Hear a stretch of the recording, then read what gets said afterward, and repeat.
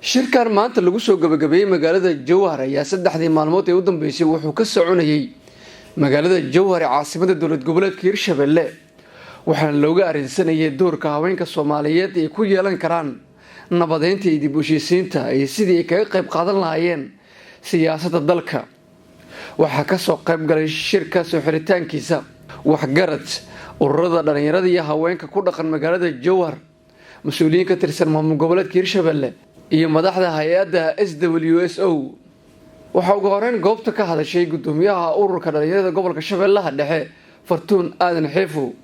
aniga ka dhalinyaro ahaan waxaan ku faraxsanahay in barnaamijkan cid gaar ah ama haween kaligiis oosan ahayn, laakiin anagoo isku duuban ay hay'adan go'aamisay in dhamaanteen aan ka wada shaqeyno socdaalka nabadda. dhinaca kale madaxa hay'adda SWSO Xaliimo Faarax Godane ayaa sheegtay in xilli walba ay u taagnaa doonaan raadintii dib u heshiisiinta bulshada Soomaaliyeed. aad iyo aad u faraxsanahay maalintii saddexaad inaan isla qaadanayno reer Jowhar bulshada dhinacyadeeda kala duwan. waxaan aad iyo aad ugu mahadcelinayaa wasiiraddeena saddexda maalin bana la qaadatay. marka aad iyo aad u mahadsantiin reer Jowhar, in badan qalbigayga ku jiri doontiin hadduu Ilaahay idmo. markii ugu dambeysana Ilaahay kama dhigo, hadday tayada galin insha Allah in badan waa idinku soo noqon doonaa hadduu Ilaahay idmo. shaqadana waan wada bilaabi doonaa. Jowhar oo Xaliimo ku lamaan tahay ayaa bilaabi doona insha Allah. waxa waaye guud ahaanna maanta warkeena warqadu ku yaala, war dawla warqadu ku yaala, maqli jiray warkii gabdhaha Jowhar warqadu ku yaala maanta insha Allah. qodobay soo saareen shirkii shalay gabdhaha idinka dambeeyay oo 6 qodob ah. qodobadaas aanu ka jeedin doonaa hadduu Ilaahay idmo oo noo jeedin doonto insha Allah. gabadheena afayeenka oo gabdhihii hawsha waday shirka wada tashiga haweenka Hirshabelle qaasatan degmada Jowhar ee ku aadanaa dhisidda nabadda. maalmahan waxaan ka soo shaqeynaynay wada tashigaas ee ku aadanaa sidii loo dhisi lahaa nabadda iyo ka qaybgalka siyaasadda dhanka haweenka. maadaama kulmadii kala duwanaa ee ka soo baxeen qodobo aad u muhiim ah, waxaan rabnaa inaan idinla wadaagno qodobadaas oo ka kooban ilaa iyo 6 qodob. qodobka koowaad wuxuu yahay waxaan ku baaqaynaa dhammaan ummadda Soomaaliyeed in ay iscafiyaan meel kasta oo ay joogaan, soo naciftaan sharaftii iyo karaamadii ay lahaayeen. qodobka labaad wuxuu yahay in dhammaan haweenka Soomaaliyeed meel kasta ay joogaan ay ka shaqeeyaan nabadda iyo xasiloonida dalka. qodobka saddexaad wuxuu yahay waxaan ku baaqaynaa shirweyne guud oo ay yeeshaan haweenka Soomaaliyeed ugana hadlaan aayahooda iyo sidii door muhiim leh uga qaadan lahaayeen ka shaqeynta nabadda iyo xasiloonida dalka.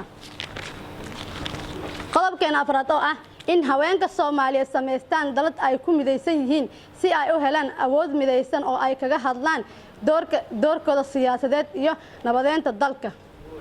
qodobka shanaad oo ah haddaan nahay haweenka degmada Jowhar ee Hirshabelle waxaan ku baaqaynaa in dhammaan siyaasiyiinta hogaaminaya dalka heer federaal iyo heer state ay heshiiyaan si ay u helaan ummadda Soomaaliyeed amni iyo xasilooni dalkana loo gaarsiiyo horumar una badbaadaan ummadda Soomaaliyeed. qodobkeena u dambeeya oo ah waxaan ku baaqaynaa inaan dhawaan bilaabi doono si isku tashi ah barnaamij aan ugu magac darnay socdaalka nabadda, taasoo aan ka bilaabi doono degmada Jowhar kadibna uu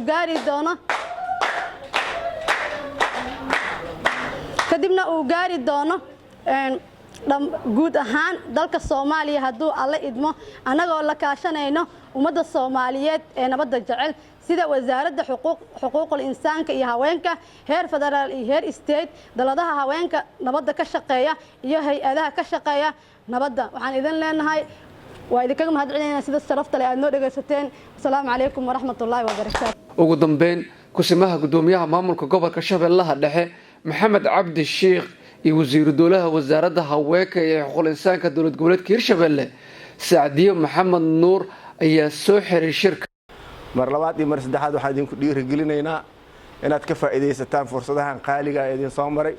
maalin walba idin soo mari doona ma aha, wax berri idin soo mari doona ma aha, laakiin waa hadda fursad idin taagan. 3 maalmood waa idinku yar tahay. waan ognahay waqtiga uu yar yahay, laakiin waxaan ka faa'iidaysanaynaa inta kelimadaha ugu wanaagsan ee kala kulanteen meesha inaad dabaqdaan.